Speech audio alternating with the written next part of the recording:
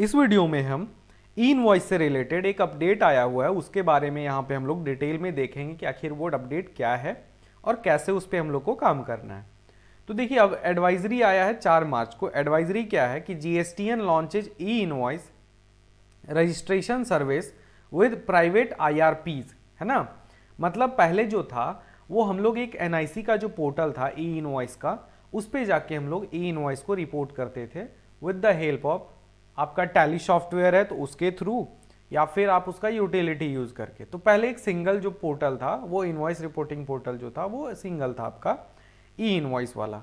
लेकिन अब क्या किया गया, उसको प्राइवेटाइज किया गया। पहले एनआईसी रेगुलेट करता था, अब क्या है कि उसमें कुछ कुछ प्राइवेट सेक्टर्स को भी वो इनरोल किया है। तो देखिए यहाँ पे क्या बोलता है कि in another step towards further digitisation of the business process flow, ठीक है, अभी के टाइम में जो भी डिजिटाइजेशन हो गया, GSTN has launched the e invoice registration services through multiple private आईआरपीज।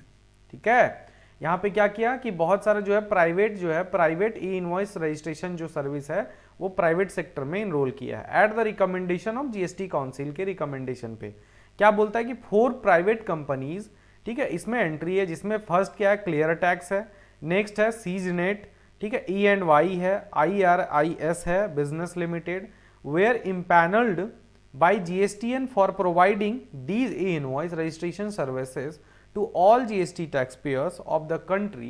The details of the existing and new IRPs are available at, यहाँ पे आपको यहाँ पे देखने को मिलेगा कि कौन कौन सा रजिस्टर्ड है। बोलता है the taxpayer now have a choice of more than one IRP, earlier being the only since portal of NIC। पहले क्या था, हम लोग के पास सिर्फ एक ऑप्शन था एक ही पोर्टल पे। कभी कभी क्या होता था, पोर्टल काम नहीं करता था, रुक जाता था। तो अब क्या है, आपके पास ऑप्शंस होगा कि आप या तो क्लियर टैक्स के वेबसाइट से जनरेट करिए, या सी जीनेट वाला करिए, ई एंड वाई वाला करिए, या जो भी 4 ऑप्शन, अभी आपके पास 5 ऑप्शंस हो गए हैं। एक तो आपका एनआईसी वाला हो गया, और 4 यहाँ पे जो नया प्राइवेट सेक्टर को इनरोल किया गया है उसका यहाँ पे आपके पास ऑप्शन है। बोलता which they can use to register their e invoices. जैसे हम लोग एनआईसी वाला पोर्टल ई इनवॉइस 1 जो था .gov.in वाला, वो वाला वेबसाइट यूज करते थे। वहां पे हम लोग ये सब इसका जो वेबसाइट है उसको यूज कर सकते हैं हम लोग ई इनवॉइस रिपोर्ट के लिए। This adds significant capacity and residency to the single e invoice registration portal which existed earlier. पहले क्या था, सिंगल था, अब क्या हो गया, आपके पास टोटल 5 ऑप्शंस हो गए हैं। The end-to-end flow of a digitally signed e-invoice between seller and buyers by integration with the GST system will lead to ease of compliance for the taxpayers. It will also lead to facilitation of auto drafting and auto populating of invoice details in the GST returns, which would lead to increased accuracy, correctness of reporting of supplies and availing of ITC by the recipient of the supply। यहाँ पे 2 चीज, यहाँ पे एक term use हुआ कि auto drafted और auto population, auto populating. Auto drafted का मतलब क्या हो गया, जैसे आप ई इनवॉइस जनरेट करते हैं तो आपका जीएसटीआर 1 में वो ड्राफ्ट हो जाता है, ठीक है, आपको फिर से इनवॉइस ऐड करने का जरूरत नहीं है।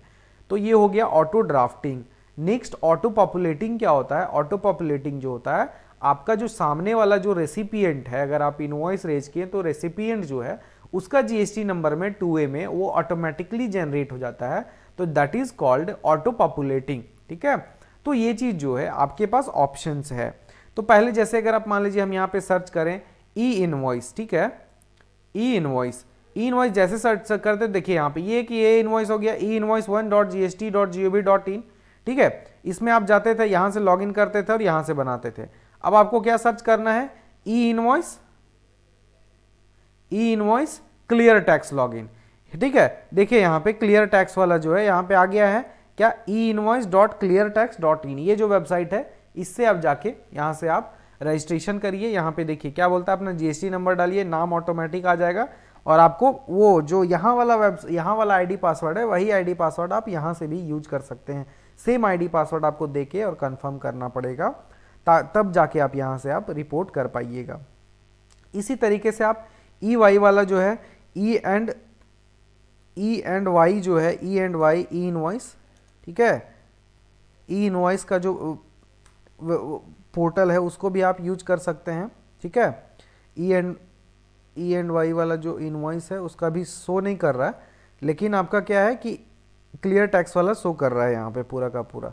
तो आप क्या है, अब आपके सामने अगर मान लीजिए ये वेबसाइट अगर काम नहीं किया, तो आप जो है ई इनवॉइस वाला जो है क्लियर टैक्स वाला भी सारा का सारा डैशबोर्ड जो है सिमिलरली इसी के अनुसार से ये भी डिज़ाइन किए हुए हैं। जैसे एनआईसी वाला जो पोर्टल है, इसी के अनुसार से देखिए यहाँ पे ये भी पोर्टल सारा का सारा आपका यहाँ पे किए हुए हैं। सेम आईडी पासवर्ड आपको चाहिए, सिर्फ यहाँ पे आपको जीएसटी नंबर डालना है और वही आईडी पासवर्ड यहाँ डाल के क्लियर टैक्स पे ये क्लियर टैक्स पे भी आप जनरेट कर लीजिए। उसके बाद सिमिलरली आप जैसे आईडी पासवर्ड जैसे टैली से एक्सपोर्ट करिए और यहाँ पे इंपोर्ट कर दीजिए जेएसएन, तो यहाँ से भी ई इनवॉइस है वो रिपोर्ट हो जाएगा।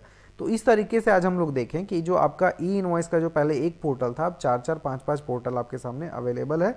कुछ प्राइवेट सेक्टर्स को भी यहाँ पे एंट्री दिया गया है। तो उम्मीद करते हैं आपको समझ में आया होगा। Thank you.